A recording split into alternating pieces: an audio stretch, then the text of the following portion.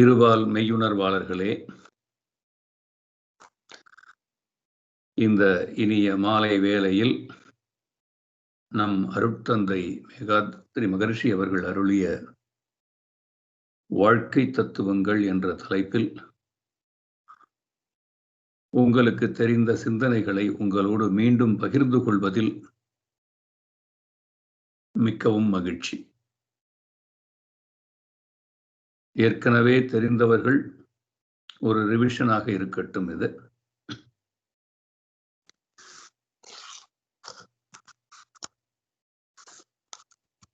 விடியும் வரை தெரிவதில்லை கண்டது கனவு என்று.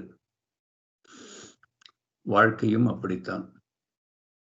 அது முடியும் வரை தெரிவதில்லை வாழ்வது எப்படி என்று. ஆனால் நம்முடைய நிலைமை இன்று அப்படி இல்லை. வாழ்க்கையை எப்படி வாழ வேண்டும், எதை எதை தெரிந்து கொண்டு உணர்ந்து கொண்டு செயலாற்ற வேண்டும் என்பதை புரிய வைத்த வேதாத்திரியத்தில் நாம் இணைத்துக் கொண்டிருக்கின்றோம்.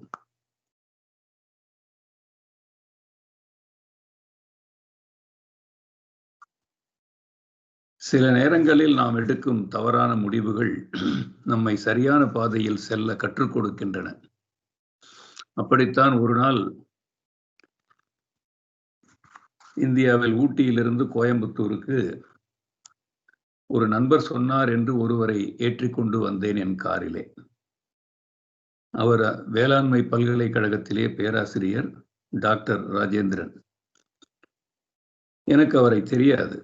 ஆனால் அவர் வழி காரி பயணம் முழுவதும் ஊட்டியிலிருந்து கோவை வரும் வரையிலே பேசிக்கொண்டே வந்த விஷயங்கள் என்னை மிகவும் சிந்திக்கவும் பரவசத்தையும் ஏற்படுத்தியது. இந்த விஷயங்களை எல்லாம் நான் முழுமையாக கற்பதென்றால் என்ன செய்ய வேண்டும் என்று கேட்டபோது அவர் சொன்னார், நீங்கள் சேலம் சென்ற பிறகு அங்கே ராஜகோபால் செட்டியார் என்பவர் இருக்கிறார், அவரை போய் பாருங்கள். சேலத்தில் முதல் மன்றம் அமைத்து ஆரம்பித்தவர் அந்த காலத்தில் மகரிஷி. அவர் வீட்டில்தான் தங்குவார். அந்த ஐயா தான் எனக்கு ஆக்னை தீட்சை கொடுத்து மனவளக்கலை என்னென்ன புத்தகங்கள் இருக்கிறதோ அத்தனையும் அள்ளிக்கொண்டு அன்று சென்று விட்டேன். ஒரு பரவசத்தோடு எல்லா புத்தகங்களையும் இரவு பகல் பாராமல் படித்து கொண்டே இருந்தேன். வைக்க தோணது. முதலில் படிக்கும்போது ஒரு நாவலை படிப்பது போன்றுதான் படித்தேன். அப்புறம் மீண்டும் மீண்டும் மீண்டும் படிக்கும்போது இதனுடைய ஆழமும் அகலமும் தெரிய வந்தது. அப்படித்தான் நான் மனவளக்கலையை உள்ளே வந்தேன்.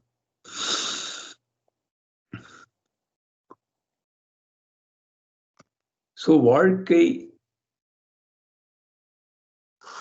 எப்படிப்பட்டது என்று நம்ம சிந்திக்கும் போது, மனித வாழ்க்கை தனி மனிதன், சமுதாயம், இயற்கை என்ற மூன்றின் இணைப்பிலே நடைபெற்று வருகின்றது. தான் என்பதிலே தனி மனிதனுடைய உடல் நலம், உயிர் நலம், மனவளம் எல்லாமே அடங்கி இருக்கின்றது. சமுதாயம் என்பது குடும்ப உறுப்பினர்களிடையே உள்ள உறவையும் குடும்பங்களிடையே உள்ள உறவையையும் இந்த ஹார்மோனியஸ் லைஃப் என்று சொல்லக்கூடிய இனிமையையும் குறிப்பதாகும். இயற்கை என்று சொல்லும்போது பிரபஞ்ச அமைப்பையும் இயக்க ஒழுங்கையும் முடிவையும் குறிக்கின்றது. இந்த பிறப்பிற்கும் இறப்பிற்கும் இடையே உள்ள கால நீளமே நாம் வாழ்க்கை என்று சொல்கின்றோம். பிறப்பிற்கும் இறப்பிற்கும் இடையிலே பெரும்பாலும் இன்பம் துன்பம் என்ற இரண்டையும் அனுபவித்து வருகிறோம். மனிதனாக பல நேரங்களில் துன்பமே அதிகமாக இருப்பதாகவும் உணர்கிறோம். அந்த துன்பங்கள் இன்றி இன்பமாக வாழ்வதற்கு வாழ்க்கையின் காரணத்தையும் நோக்கத்தையும் விளங்கிக் கொண்டு வாழ்க்கையை நடத்த வேண்டும் என்று முடிவுக்கு வருகிறோம். அந்த மாதிரி முடிவெடுத்து தெளிவாக இருந்தோமேயானால் அது வெள்ளத்திலே ஒரு முறையாக ஒரு படகின் மூலமாக கடந்து செல்வது போன்றது. அந்த விளக்கமே இல்லாமல் தாண்டோன்றித்தனமாக வாழ்க்கையை நடத்தினால் அந்த வெள்ளத்திலே அகப்பட்ட துரும்பின் போல நம்முடைய வாழ்க்கை அமைந்துவிடும்.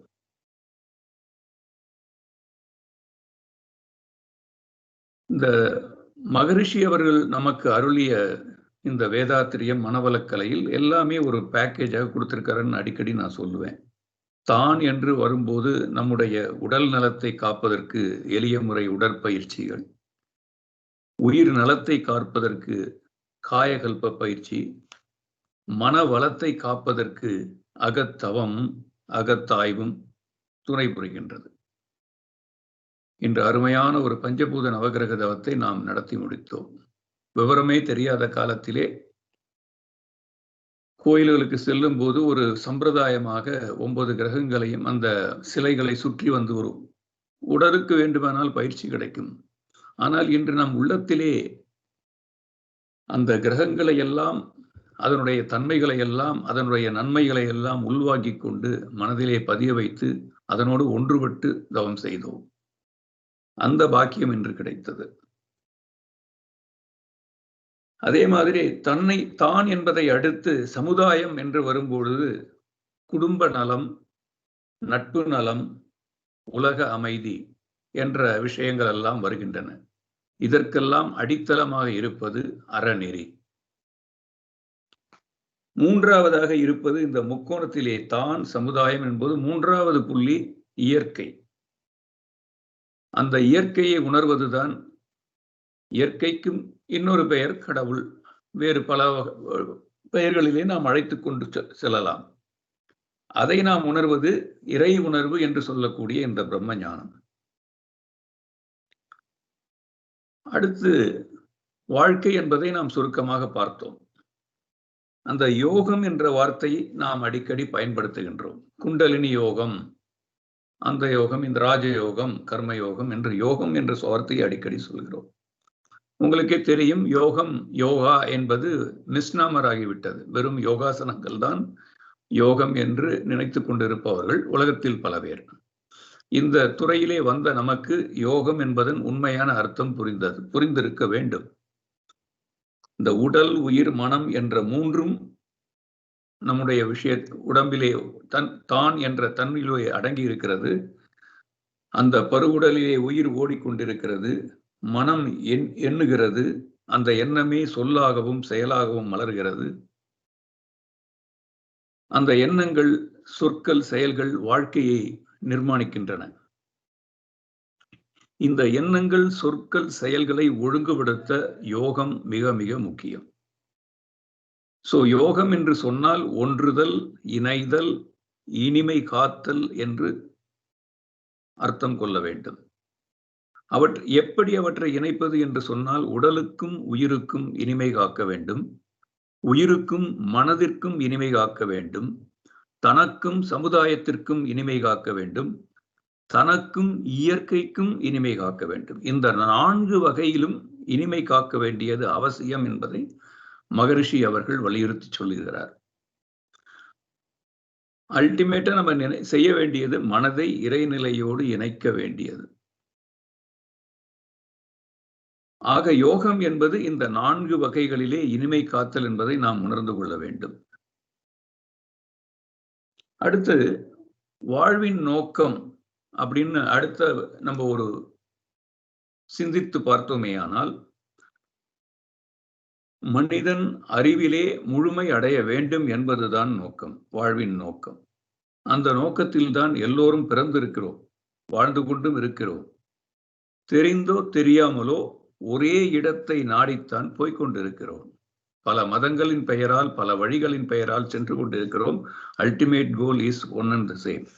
இயற்கை என்பது முழுமையானது, மனிதன் அதில் ஒரு பகுதி, a fraction. பகுதியில் இருந்து கொண்டு முழுமையை நோக்கி அறிவிலே உயர்ந்து கொண்டே இருக்கும் ஒரு நிலைதான் மனிதன் என்ற உருவம்.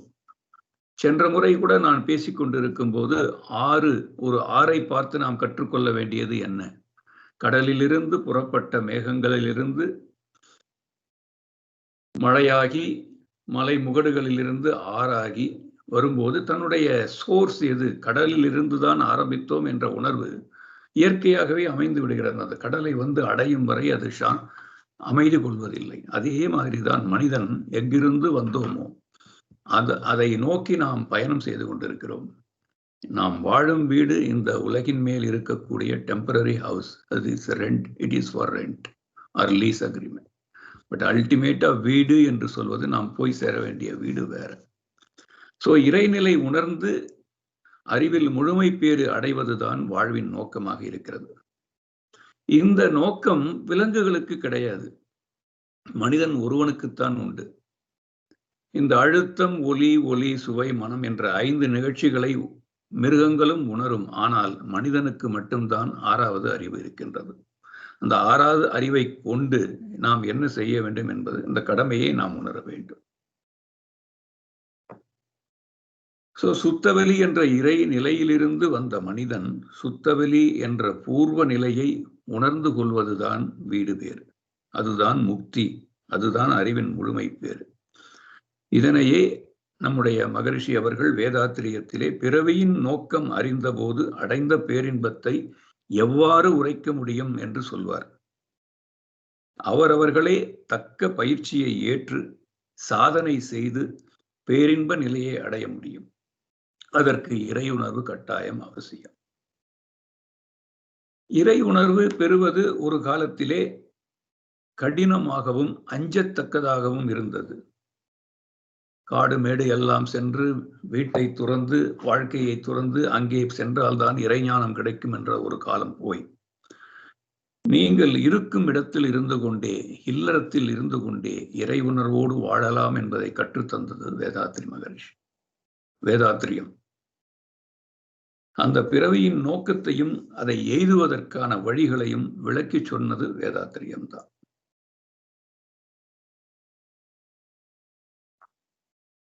நாம் தத்துவ ஞானி என்று சொல்லுகின்ற மகரிஷி அவர்கள், அவரே வாழ்க்கை தத்துவம் என்ற பெயரிலே ஒரு 12 விஷயங்களை பசுமரத்தாணி போல் பதிய செய்திருக்கிறார்.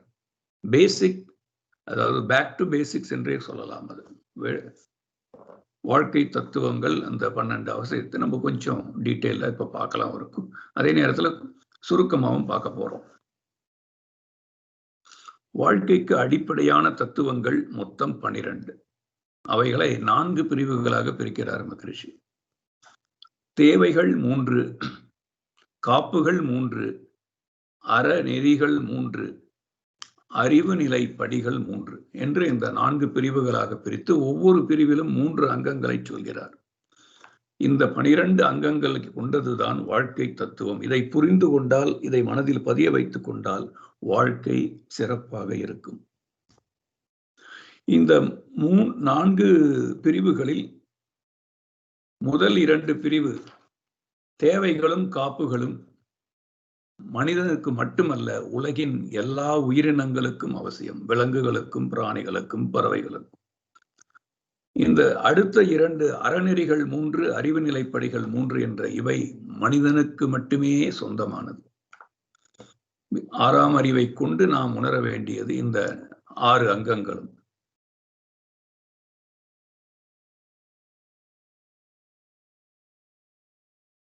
இந்த தேவைகளை 3 என்று சொன்னேன்.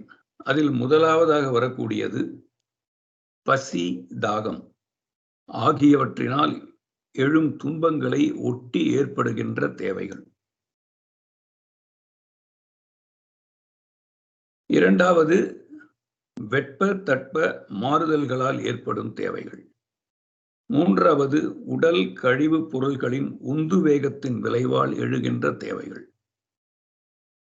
இந்த 3மே பிறந்தது முதல் இறக்கும் வரை மனிதனுக்கு அவசியமான அடிப்படை தேவைகள்.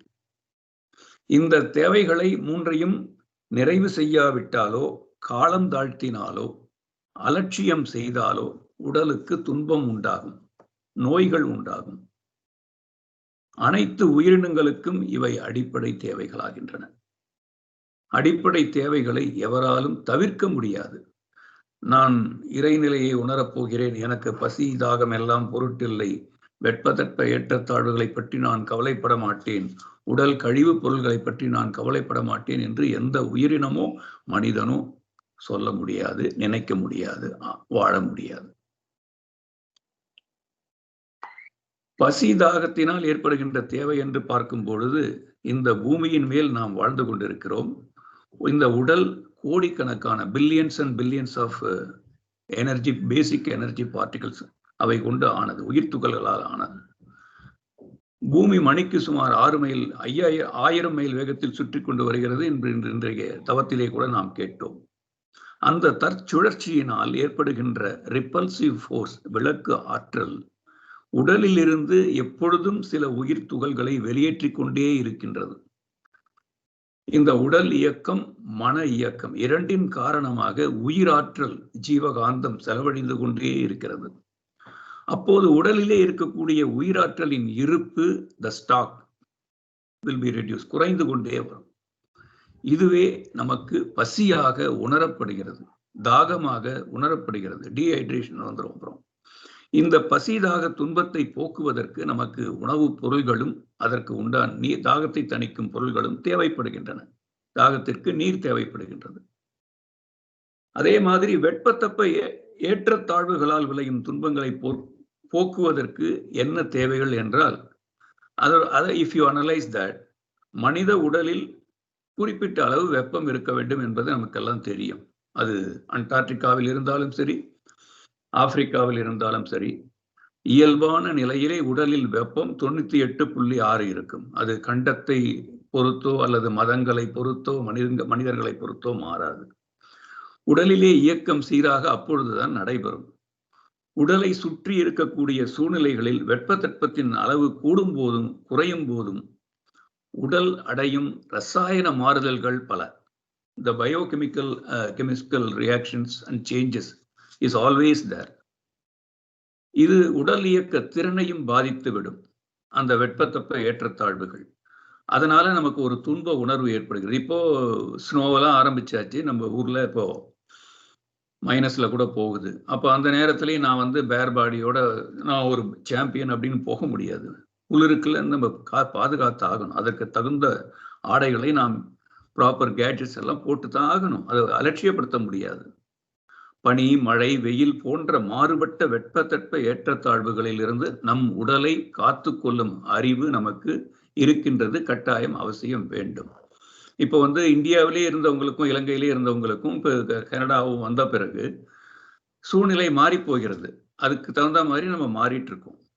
மாற முடியல, நான் மாற மாட்டேன் அப்படியே இருப்பேன்னாக்க உடம்பு உங்களுக்கு பாதிக்கும்.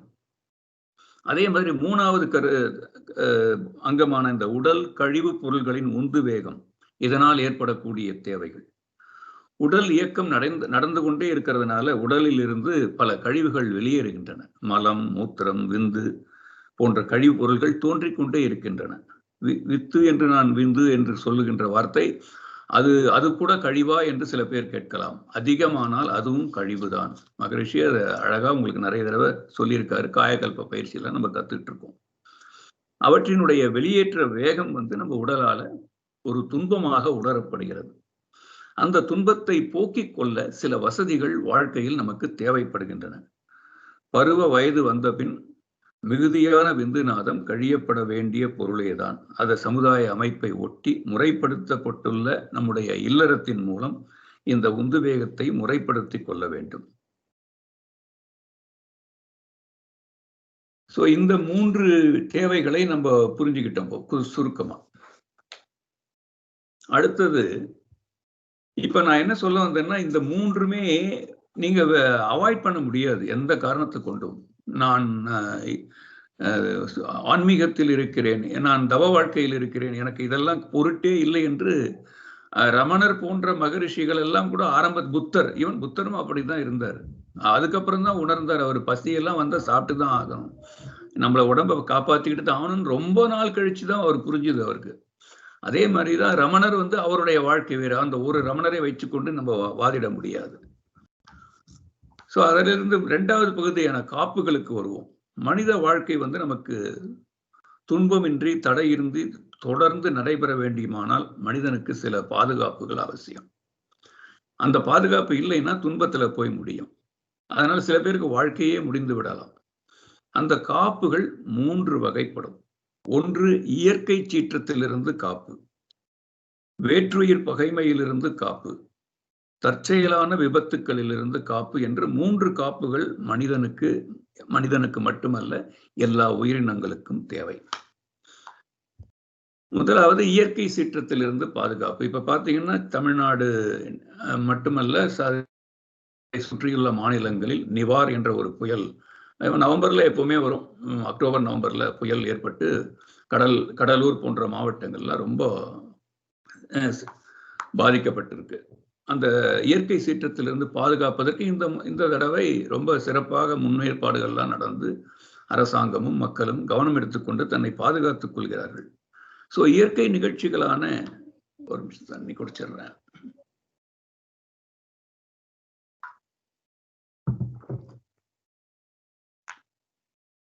இந்த பூகம்பம், எரிமலை, காற்று, புயல் காற்று, சூறாவளி, டொர்னாடோ இங்க நம்ம பார்க்கிறோம். வெள்ளம், வறட்சி, கடல் சீற்றம், சுனாமி, இவைகளெல்லாம் மனிதனுக்கும் மற்ற உயிர்களுக்கும் துன்பங்களை விளைவிக்கக்கூடியது. அந்த இயற்கை சீற்றங்களிலிருந்தும் விளைவுகளிலிருந்தும் மனிதன் தன்னை பாதுகாத்துக் கொள்ள வேண்டும்.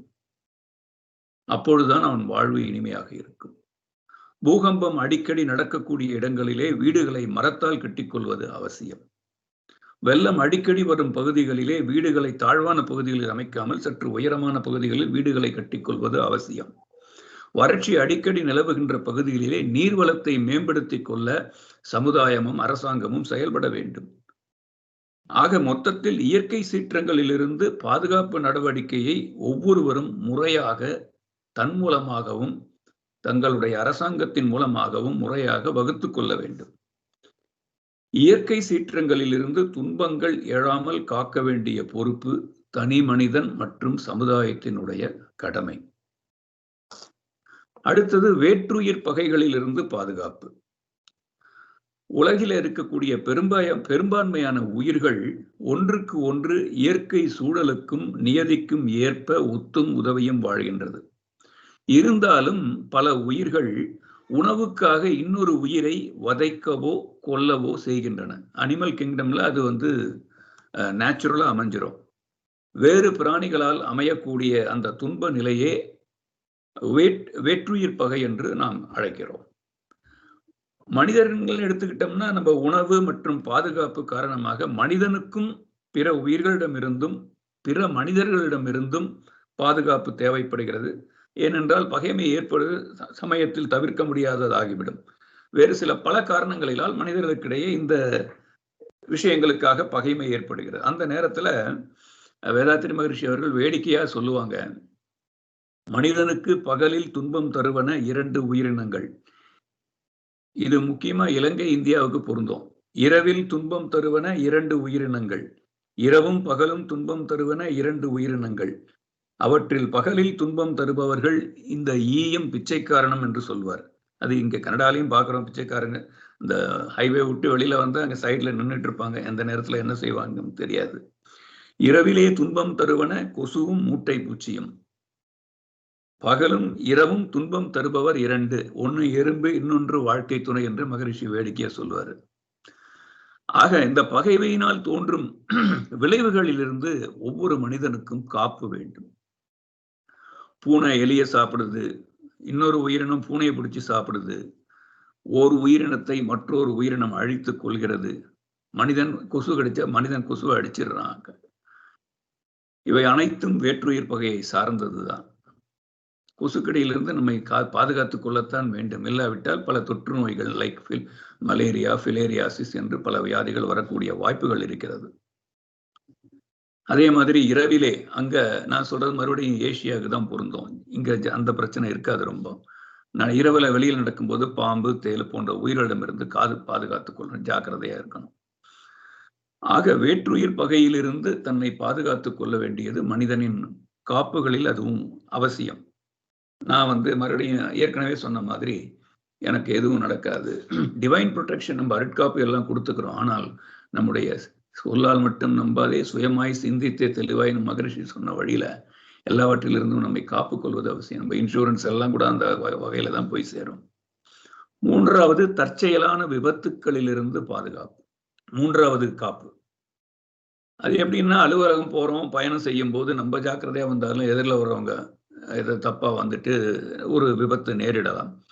அது மாதிரி திட்டமிடாமல் சில செயல்கள், சில சூழ்நிலைகள் அமையும். அந்த நேரத்தில் நம்மை பாதுகாத்துக் கொள்ளக்கூடிய அறிவு நமக்கு வேண்டும். ப்ராப்பர் இன்சூரன்ஸ் அதெல்லாம் எடுத்துக்கணுன்றது சொல்லாமையே தெரிஞ்சிடும். அப்புறம் டிஃபென்சிவ் டிரைவிங்ன்றது ஒரு டிப்ஸ். அது டிரைவிங் பண்ணும்போது நம்ம ஜாக்கிரதையா இருந்தா மட்டும் போதாது. எதிராளி என்ன தப்பு செய்வான்றதையும் புரிஞ்சுக்கிட்டு நம்ம டிரைவ் பண்ணணுன்றது. ஆக இந்த 6 தத்துவங்கள் மனிதனுக்கு மட்டுமின்றி எல்லா உயிரினங்களுக்கும் பொருந்தும்.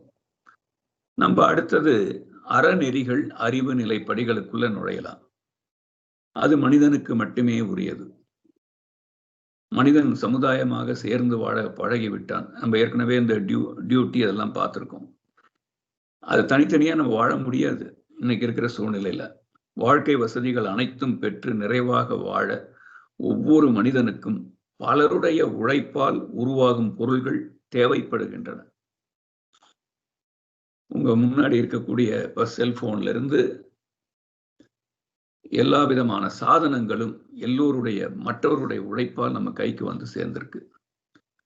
அதனால அந்த அப்போ நம்ம சார்ந்துதான் இருக்கணும். அப்போ அறநெறிகள் ஆட்டோமேட்டிக்கா உள்ள வந்துடும். அந்த அறநெறி இல்லாம நம்ம வாழ்ந்தோம்னா ஒரே கன்ஃபியூஷன்ல போய் முடியும். அந்த அறநெறிகள் தான் மகரிஷி நமக்கு 3 வகைகளா பிரிச்சு கொடுத்திருக்காரு.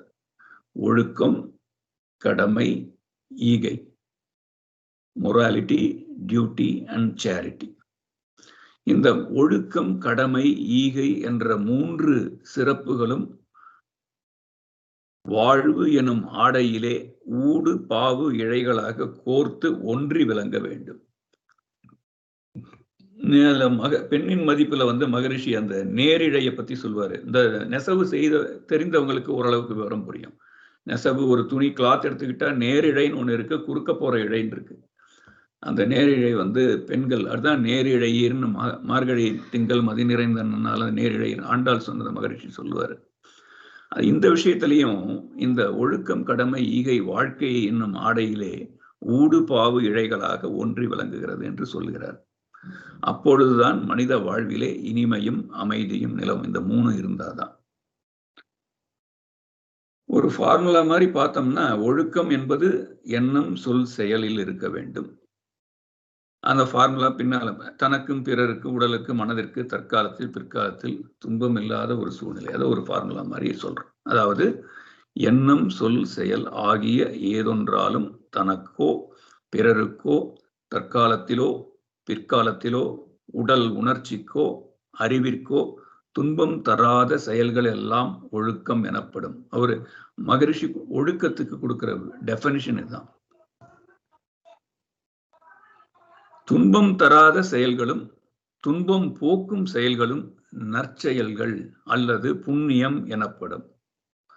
துன்பம் தரும் செயல்கள் தீய செயல்கள் அல்லது பாவம் என்று அழைக்கப்படும். ரொம்ப சிம்பிளா நமக்கு எக்ஸ்பிளைன் பண்ணிடுறாரு. ஒழுக்கம்னா இவ்வளவுதான். வள்ளுவர் என்ன சொன்னாரு? ஒழுக்கம் விழுப்பம் தரலான் ஒழுக்கம் உயிரினும் ஓம்பப்படும். உயிருக்கும் மேலாக அந்த ஒழுக்கத்தை போற்றி பாதுகாக்க வேண்டும். பிறருடைய கருத்துக்கும் தேவைக்கும் மதிப்பு கொடுத்து தன் தேவையையும் கருத்தையும் நிறைவு செய்து கொள்ளும் பெருந்தன்மையே இயல்பாக அமைந்துவிடும். ஸோ இது முதல் உறுப்பு ஒழுக்கம். கடமை நம்ம ஏற்கனவே ஒரு லெக்சர்ல கூட அதை பத்தி நிறைய பார்த்திருக்கோம். கடன் என்ற வார்த்தையிலிருந்து கடமை வந்தது. கடமை என்ற வார்த்தையை கடன் என்ற வார்த்தையாகவே வள்ளுவரும் பயன்படுத்தி இருக்காரு. ஒரு பிடி உணவில் உலக ஒற்றுமை கண்டிடு உழைப்பால் பதில் உலகிற்கு தந்திடுன்னு மாக்கோலத்து கவிதையில சொல்லியிருக்காங்க. சோ ஒவ்வொரு மனிதனும் பெற்றிருக்கும் உடலும் அறிவும் சமுதாயத்திலிருந்து அவர்கள் பெற்றவைகள் தான். சமுதாயம் என்று சொல்லும் பொழுது நம்முடைய குடும்பத்திலிருந்து ஆரம்பித்து உலகம் முழுவதும் பரவும். அதனால நம்ம அனுபவிக்கக்கூடிய பொருள்களும் சமுதாய கூட்டுறவினால் தான் பெற்றதன்றி தனி ஒருவர் காரணமாக அமைய முடியாது. அது உண்ணும் உணவுக்கு ஒரு உதாரணம் சொன்னாங்க. உண்ணும் உணவு மட்டுமில்ல, வாழ்க்கையில் நாம் பயன்படுத்தக்கூடிய அனைத்து சாதன தூய்க்கும் பொருள்கள் எல்லாமே ஒரு கூட்டுறவால் மக்கள் உழைப்பால் சேர்ந்தது.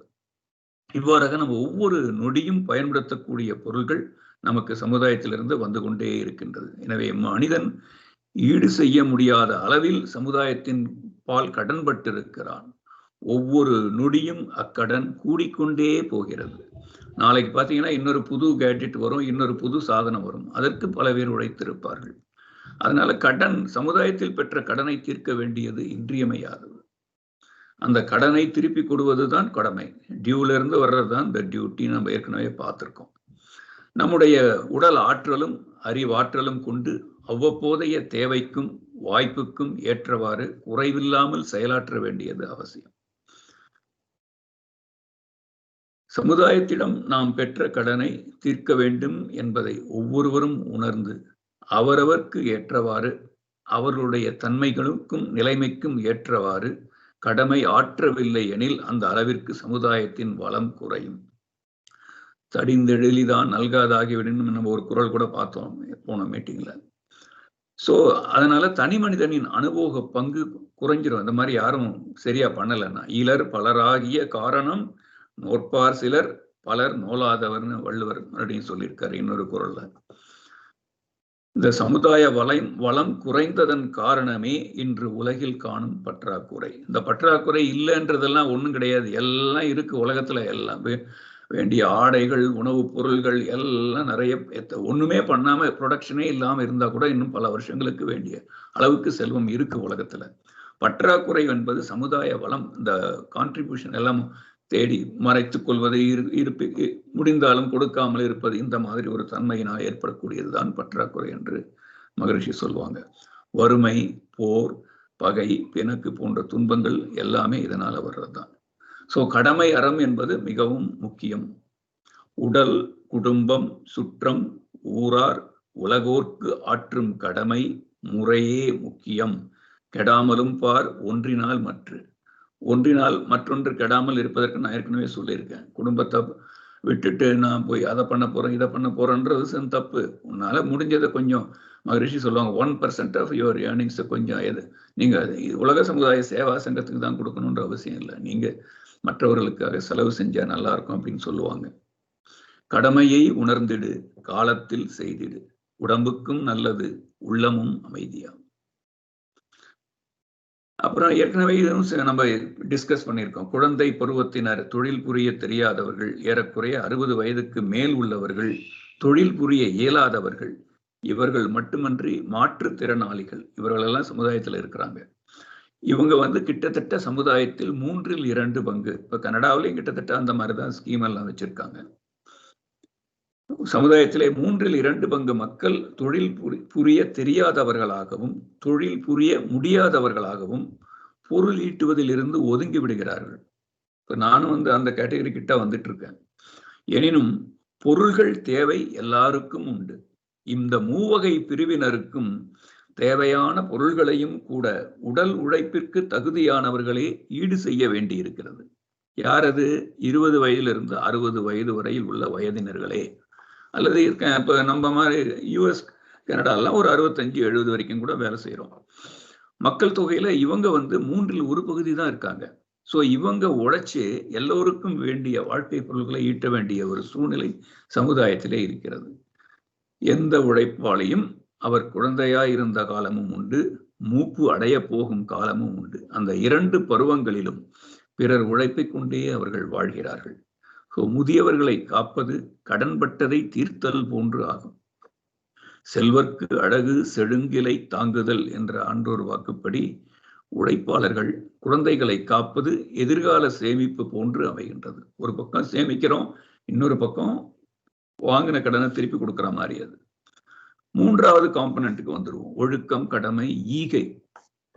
மனித குலத்தின் சிறப்புகளிலே மிகவும் சிறப்பானது பிறர் படும் துன்பத்தை கண்டு இறங்குதல், அத்துன்பத்தை போக்க முயலுதல். நம்ம 2 ஒழுக்க பண்பாடுல டெய்லி சொல்றோம் இல்லையா? நான் எனது வாழ்நாளில் யாருடைய உடலுக்கும் மனதுக்கும் துன்பம் தரமாட்டேன், துன்பப்படுவோருக்கு என்னால் முடிந்த உதவிகளை செய்வேன். அவ்வகையில் எழுந்த செயலே ஈகை. அதாவது ஈகைன்னா வெறும் டாலர், வெறும் பணத்தை கொடுத்தா அது ஈகைன்னு நினைச்சிட்டு அப்படி கிடையாது. உடலாலும் உடல் உழைப்பாலும் எண்ணத்தாலும் நாம் மற்றவருக்கு ஈகையாக தர முடியும். இப்போ உலக வாழ்த்துறோம், ஏதோ உடல் நோயுற்றவர்களுக்கு வாழ்த்து சொல்றோம், மற்ற ஒரு சில குறிப்பிட்ட நல்ல காரியங்களுக்காக வாழ்த்து சொல்றோம், அதுவும் ஒரு ஈகை தான். மனதார உள்ளத்துல நினைச்சு செய்யறது அதுவும் ஈகை. சோ பொருள் வழங்குவது மட்டுமே ஈகை என்று நினைக்க வேண்டாம். எதையோ ஒண்ணு எதிர்பார்த்து வியாபாரத்தனமாக பொருள் கொடுத்து உதவி செய்வது என்று தவறான அர்த்தத்துல நம்ம ஈகையை பயன்படுத்தக்கூடாது. உடலாலும் எண்ணத்தாலும் ஈகையாற்றலாம். நோயால் வாடுபவருக்கு நலம் பெற வேண்டி வாழ்த்துவதும் எண்ணத்தால் செய்யும் ஈகை. பிற உயிர்கள் படுகின்ற துன்பம் எதுவாயினும் அதை நீக்கச் செய்யும் செயல்கள் எல்லாமே ஈகையின் பால் பட்டதாகும். உதாரணமா இப்போ நான் இந்தியாவுக்கு போனா கூட இன்வேரியபிளி அந்த பேங்க்ல பாத்தீங்கன்னா ஒரு தடவை போயிட்டு வந்தா 2-3 பேருக்கு ஹெல்ப் பண்ணும். அவங்களே வந்து கேட்பாங்க, இந்த ஃபார்ம் ஃபில்அப் பண்ணி கொடுங்க, இதை செக் பண்ணி. ஏன்னா எழுத படிக்க தெரியாதவங்க எல்லாம் வருவாங்க. அதனால அலுவலகத்துல விண்ணப்ப படிவத்தை பூர்த்தி செய்ய இயலாமல் தவிக்கும் பாமரர்களது விண்ணப்பத்தை பூர்த்தி செய்து வழிகாட்டுவது கூட ஈகைதான் என்று மகரிஷி சொல்றாங்க. தெருவில் நடந்து போயிட்டு இருக்காரு என்று தவறி விழுந்துட்டாரு, அதனால உடனே பக்கத்துல இருக்கிறவங்க தூக்கி விடணும். அது உடலால் செய்யும் ஈகை. அது ஆக ஈதல் இசைபட வாழ்தல் அது வல்லது ஊதியம் இல்லை உயிர்க்கு. அதுவும் அந்த இரண்டொழுக்க பண்பாடையும் நம்ம ஏற்கனவே ஒரு தடவை பேசியிருக்கோம். ஈத்துவக்கும் இன்பம் அறியார்கள் தாமுடைமை வைத்து இழக்கும் வன்கணவர். அந்த கொடுக்கறதுல ஒரு சந்தோஷம், வாங்குறவளுக்கு சந்தோஷம், உங்களுக்கும் சந்தோஷம். அதை அப்படியே வச்சிருக்கிறதுனால என்ன பயன் உண்டு அப்படின்னு சொல்லுவது அந்த குறளோட அர்த்தம். அது பிரதிபலன் ஏதும் எதிர்பாராமல் உதவுவதனாலே ஈபவர் பெறுபவர் இருவரும் நலமடைவதோடு மன மகிழ்வடைவதோடு சமுதாயம் நலமடைகின்றது. அடுத்து நம்ம அறிவு நிலை படிகள் என்ற 3 காம்பனன்ட்ஸையும் நம்ம பார்க்கலாம். போவோம். அதை நான் ஏற்கனவே சொல்லியிருக்கேன், சொன்னா இல்லையான்னு தெரியாது, இப்ப நான் சொல்லிடுறேன்.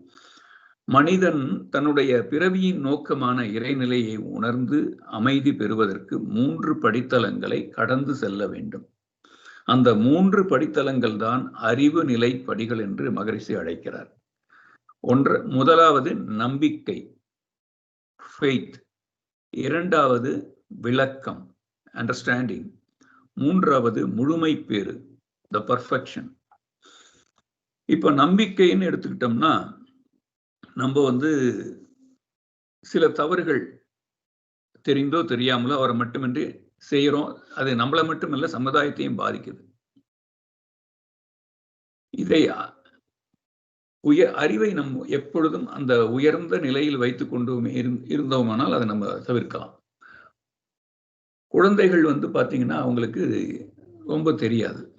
அவங்க பெரியவர்களை பின்பற்றி தான் வாழணும். பின்பற்றி வாழ்வதுதான் நேச்சர். அவங்க நம்மளை வந்து எதிர்பார்க்கிறாங்க.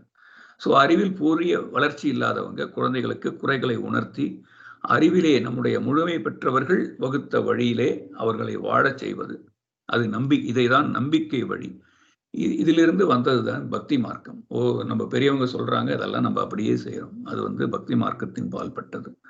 அனுபவம் பெற்ற பெரியவர்கள் அனுபவம் பெறாதவர்களை வழிநடத்தும் முறையே நம்பிக்கை வழியாகும். ஒரு செயலை செய்தால் எத்தகைய விளைவு வரும் என்பது குழந்தைகளுக்கு தெரியாது. எடுத்துக்காட்டாக குழந்தை வந்து ஒரு சூடா அங்க வந்து உதாரணமா என்னுடைய சின்ன வயசுல என்னுடைய குழந்தை மூத்த மகள் அந்த ஸ்டவ் வந்து அடுப்புல இருந்து இறக்கி வச்சாச்சு. சூடா இருக்குன்னு அவளுக்கு தெரியாது. விளையாட்டா எப்பவுமே போய் உட்காருவா, குக்கர் மேல எல்லாம் உட்காந்து விளையாடுவா. அதே மாதிரி போய் உட்காந்துட்டா. அப்புறம் அவசரமா ஆஸ்பத்திரி கூட்டணும். அதனால அந்த மாதிரி ஜாக்கிரதையா இருக்கணும். அது குழந்தைங்களுக்கு நம்ம தான் வழிகாட்டணும். ஸோ குழந்தைகள் ஃபாலோ பண்றது விவரம், அறிவு வளர்ச்சி பெறாதவர்கள் குறைவானவர்கள் செல்றது நம்பிக்கை மார்க்கம். அதுதான் பக்தி மார்க்கம். அதனால பக்தி மார்க்கம் வந்து தாழ்வானது என்ற அர்த்தம் இல்லை. அதுதான் that is the beginning, that's the basic component. அடுத்தது 2வது காம்பனன்ட் விளக்கம். அறிவு நிலைப்படியில் 2வது வந்து விளக்கம், தட் இஸ் அண்டர்ஸ்டாண்டிங். உடல் வளர்ச்சி அடைவதற்கு ஏற்ப மனதிலே சிந்திக்கும் திறனும் படிப்படியாக வளர்கிறது. சிந்திக்கக்கூடிய காலம் வந்துவிட்ட பிறகு தானே சிந்தித்து விளைவறிந்த விழிப்போடு வாழக்கூடியதுதான் விளக்க வழி. அத ஒரு டெஃபினிஷன் மாதிரி சொல்லணும்னா, தனது சிந்தனையாலும் இறையுணர்வு பெற்றவர்களின் விளக்கங்களை கேட்டு சிந்தித்து பெற்ற விளக்கத்தாலும் இயற்கை வழிகளையும் சமுதாய அமைப்பையும் மனதின் தன்மையையும் நன்கு அறிந்து மதித்து தனக்கும் பிறருக்கும் துன்பத்தை தோற்றுவிக்காத வகையில் தன் வாழ்க்கை முறையை அமைத்துக் கொள்ளுதலே விளக்க வழி என்று சொல்வார் மகரிஷி. காரண காரிய விளைவு விதிகளிலே தெளிவு அயராத விழிப்பு நிலை பெற்றதுதான் இந்த விளக்க வழி. அதை இன்னொரு வார்த்தையில சொல்லணும்னா ஞான மார்க்கம். நம்ம அதுல பயணம் செஞ்சிட்டு இருக்கோம் இந்த வேதாத்திரியத்துல. இப்போ தேர்ட் காம்பனன்ட் முழுமை பேறு, பெர்ஃபெக்ஷன். ஆக வாழ்க்கை தத்துவம், இயற்கை தத்துவம், அறிவின் தன்மை, பிரபஞ்சத்தின் மூலம், இயக்கம், முடிவு இவற்றை பற்றிய முழுமையான தெளிவான விளக்கத்தை நாம் அகக்காட்சியாக காண வேண்டும். அந்த ஒளியில்தான் தன் வாழ்க்கையை அமைத்துக் கொண்டு மற்றவர்களும் தன் வழியை பின்பற்றி வாழத்தக்க ஒரு வழிகாட்டியாக திகழ்வது முழுமை பேறு. இது ஞான மார்க்கத்தின் முடிவான படி. அதில் நாம் பயணித்துக் கொண்டிருக்கிறோம். முழுமை பேறு அடைய வேண்டியதுதான் நம்முடைய நோக்கமாக இருக்க வேண்டும். ஆக தேவைகள் 3, காப்புகள் 3, வாழ்க்கை அறநெறிகள் 3, இந்த அறிவு நிலை படிகள் 3 ஆக 12 தத்துவங்களையும் நாம் ஒன்றாக புரிந்து கொண்டால், these are all the basics of வேதாத்திரியம், வாழ்வில் பேரின்பம் அடையலாம். அதோடு மட்டுமன்றி அரசியல், சுகாதாரம், பொருளாதாரம், விஞ்ஞானம் ஆகிய எல்லா துறைகளிலும் உள்ள சிக்கல்களை நாம் கலைந்து விடலாம். இதுவே ஞானத்தின் திறவுகோலாகும். இதை தியரிட்டிக்கலா படிச்சா ஒண்ணுமே சிம்பிளா இருக்கும். எனக்கெல்லாம் 87 இதை படிக்கும் போது ஒண்ணுமே என்ன இது வாழ்க்கை தத்துவம், ஓகே வேற சொல்றாரு அப்படின்னு நினைச்சுட்டு இருப்போம். ஆனா இது இல்லாம நம்ம ஒன்றும் பண்ண முடியாது. இதெல்லாம் பேசிக்ஸ். நான் வாழ்க்கையில தேவைகளே இல்லாம நான் வாழ்வேன், காப்புகள் இல்லாம வாழ்வேன்ற முடியாது. அது புரிய வைக்கிறதுக்கு தான் வாழ்க்கை தத்துவம்னு ஒரு தலைப்பு கொடுத்து இந்த விஷயங்களை 12 காம்பனன்ட்ஸை சொல்லியிருக்காரு. இதை நம்ம நல்ல முறையில் உணர்ந்து கொண்டால் பிறரோடு உறவு கொள்வதற்கும் பொருள்களோடு உறவு கொள்ளும் போதும் ஒரு நல்ல தெளிவு ஏற்படும். எது தேவை எது தேவையில்லை என்பதை கணிக்கக்கூடிய தன்மை தானாக ஏற்பட்டுவிடும். தேவையை மட்டும் நிறைவு செய்து கொள்ளும் தெளிவு ஏற்படும். இவற்றிற்கெல்லாம் அடிப்படையாக அமைந்த ஒன்றே வாழ்க்கை தத்துவ விளக்கம். இதுல என்ன நடக்குதுன்னா, தேவைகள் 3, காப்புகள் 3ன்னா இதோட வாழ்க்கையை முடிச்சுக்கிறோம். தேவைகள் என்ன தேவையோ அதை மட்டும் நம்ம சேர்த்துக்கிட்டா போதும். நம்ம தேவைக்கு மேல சேர்த்து அதனால வரக்கூடிய துன்பங்களும் சிக்கல்களும் தான் சமுதாயத்துல இருக்கு. சோ அந்த வாழ்க்கையின் அடிப்படையான 12 தத்துவங்களை அறிந்து கொண்டு உணர்ந்து தெளிந்து ஒன்றினால் ஒன்று கெடாமல் வாழும் வாழ்க்கை தான் ஆன்மீக வாழ்வு. பெரிய ஸ்பிரிச்சுவல் லைஃப்னா காட்டுக்கு ஓடி போய் இமயமலை அடிவாரத்துல தேடுறது அப்படி கிடையாது. இருக்கும் இடத்தில் இருந்து கொண்டே, இல்லறத்தில் இருந்து கொண்டே நாம் இதை நிறைவு செய்து கொள்ளலாம். இந்த பாட்டு உங்களுக்கு ஞாபகம் வரும். இருக்கும் இடத்தை விட்டு இல்லாத இடம் தேடி எங்கெங்கோ அலைகின்றார் ஞானத்தங்கமேனு. சோ இந்த ஆன்மீக வாழ்வுதான் தனி மனித அமைதியும் கிடைக்கும், உலக அமைதிக்கும் காத்து அனைவருடைய வாழ்க்கையையும் பலப்படுத்தக்கூடியது. மீண்டும் நான் தொகுத்து சொல்கிறேன். தான், சமுதாயம், இயற்கை என்ற 3 இணைப்பில் வாழும் மனிதன் வாழ்வாங்கு வாழ வாழ்க்கை தத்துவத்தை உணர்ந்து கொள்ள வேண்டும். வையத்துள் வாழ்வாங்கு வாழ்பவன் வானுரையும் தெய்வத்துள் வைக்கப்படும் என்றார் வள்ளுவர். வாழ்க்கை தத்துவம் 12 அங்கங்கள். தேவை 3, காப்புகள் 3, அறநெறிகள் 3, அறிவு நிலைப்படிகள் 3. இந்த 12 தத்துவங்களை பற்றி அறிந்து உணர்ந்து தெளிந்து இவை ஒன்றினால் ஒன்று கெடாமல் வாழும் வாழ்க்கையே உண்மையான ஆன்மீக வாழ்வு. இந்த அளவிலே நான் நிறைவு செய்து கொள்ள ஆசைப்படுகின்றேன். தெளிவில்லாத உன் பாதை ஒரு வரி நான் படித்தது இன்னைக்கு. நம்மை தெருவில் தான் நிறுத்தி வைக்கும். ஆனால் நமக்கு அந்த நிலைமை இல்லை. இப்போ தெளிவான பாதையை நம் குரு நமக்கு காட்டியுள்ளார்.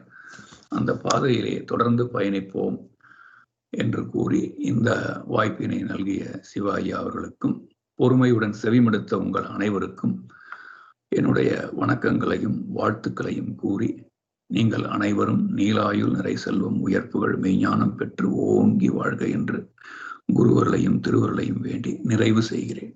வாழ்க வளமுடன், வாழ்க வளமுடன். வாழ்க வளமுடன். நன்றிகள் ஐயா.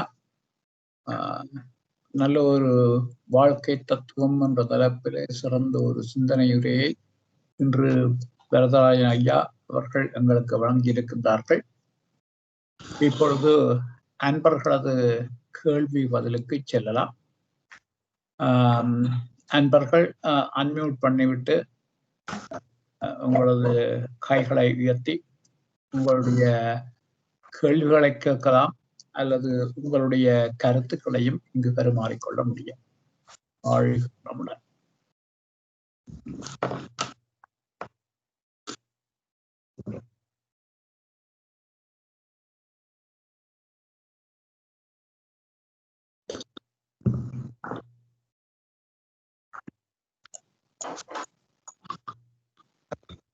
அன்பர்கள்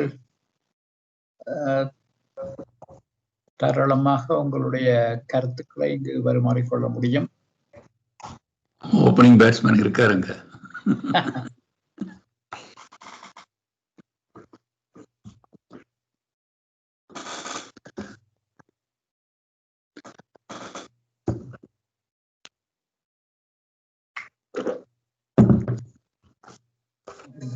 ஜனாரையா, நீங்களும் இல்லையா? கொள்ளி இல்லையா?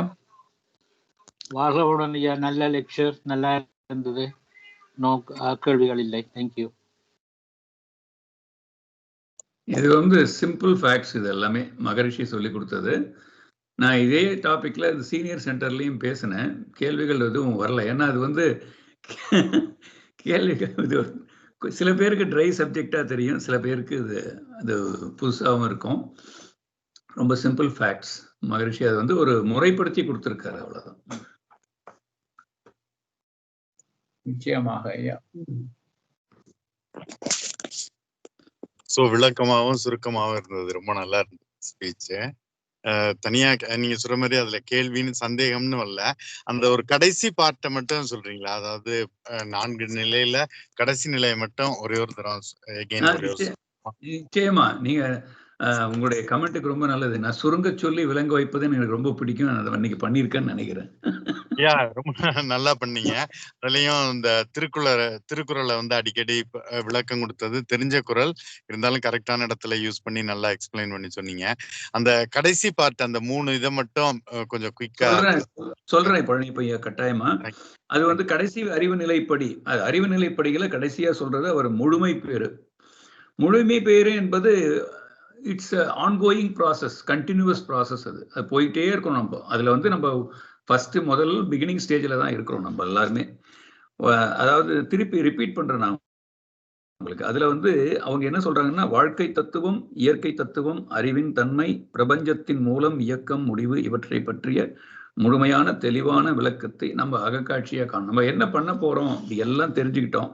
என்ன பண்ண போறோம்ன்றத நம்ம ஒரு விஷுவலைஸ் பண்ணிக்கிட்டு, ஒரு விஷன் மாதிரி கிரியேட் பண்ணிக்கிட்டு, அதுல நம்ம வாழ்க்கையை அமைச்சுக்கிட்டு, அதுல கொஞ்சம் பை ஸ்டெப்பா போறோம் நம்ம.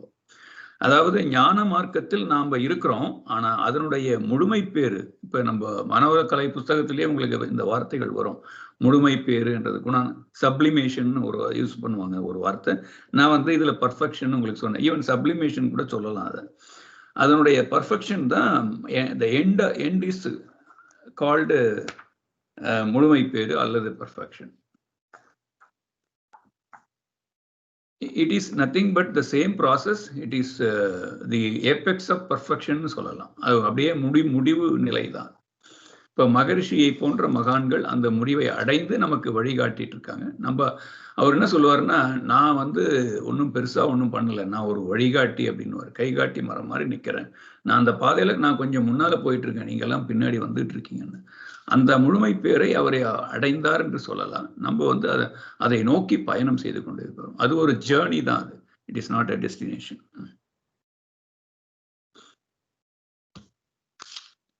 இப்ப அதுக்கான பயிற்சிகளை தான் பண்ணிட்டு இருக்கோம். அதை தொடர்ந்து பண்ணினாக்கா. அதாவது நம்ம என்ன பண்றோம், எல்லாத்தையும் கத்துக்கிறோம். நிறைய விஷயங்கள் மகரிஷி வேதாத்திரியம் மட்டுமல்ல, வெளியிலேயும் போய் நிறைய விஷயங்கள் கத்துக்கிறோம். ஆனா கத்துக்கிட்டது ஒரு நல்லதை கத்துக்கிட்டோம் அப்படின்னாக்கா அதை நம்ம கட்டாயம் செஞ்சு பார்க்கணும், அடாப்ட் பண்ணி பார்க்கணும் லைஃப்ல. பிரின்சிபலா இருந்தாலும் சரி, அது ஆக்ஷனா இருந்தாலும் சரி, நம்ம அதை பயன்படுத்தி பார்க்க வேண்டும். ஒரு நல்ல உணவு இருக்கிறதுன்னா ஒரு பெரிய ஒரு பஃபே சிஸ்டத்துல போய் ரொம்ப ஆரோக்கியமா நல்ல உணவு இருக்குன்னு தெரிஞ்சதுன்னா அதை வந்து நம்ம எடுத்து சாப்பிடலாம். நீ இது வரைக்கும் சாப்பிடாம ரொம்ப ஆசைப்பட்ட உணவு இருந்தா கொஞ்சமா எடுத்து சாப்பிடணும். அது அப்படியே எனக்கு நாலேஜ் இருக்கு அப்படி இருக்குன்னு அந்த அளவுல நின்னுக்க கூடாது. we have to put into action anything and everything. Okay, நன்றி ஐயா. நன்றி, நன்றி. Thank you. I think I made a point little clear for you. Yeah, sure sure, thanks. Yeah, நன்றிகள். அவர் வந்து ஒரு ஸ்ட்ரக்சரா கொண்டு வந்திருக்காரு இந்த 12 பிரின்சிபல்ல. அதுல வந்து 12வதுன்றது ஒரு முழு இந்த அங்கம். இது தனியா இதுக்கு ஒரு இதுவே கிடையாது. எல்லாத்தையும் தெரிஞ்சதெல்லாம் உதாரணமா அதே மாதிரி நம்ம காயக்கல்பம் அல்லது இந்த உடற்பயிற்சி எல்லாம் எனக்கு தெரியுங்க, எல்லாமே தெரியுங்க. எப்ப செஞ்சீங்களா இன்னைக்கு? அது இன்னைக்கு பண்ணலைங்க. இன்னைக்கு எனக்கு வந்து அது கொஞ்சம் வேலை வந்துருச்சு, இந்த குழந்தை அப்படியே எக்ஸ்கியூஸை சொல்லி நமக்கு நல்ல நல்ல விஷயங்கள் நமக்கு தெரியும், நல்லது செய்யும்ன்றது தெரியும், ஆனா செய்யாம இருக்கக்கூடாது. அந்த பர்ஃபெக்ஷன்ல போய்கிட்டே இருக்கணும் அந்த ஜேர்னி. அதுதான் முக்கியம். அதுதான் மகரிஷி வந்து இந்த முழுமை பேர்ல சொல்ல வந்தது. Continuous journey.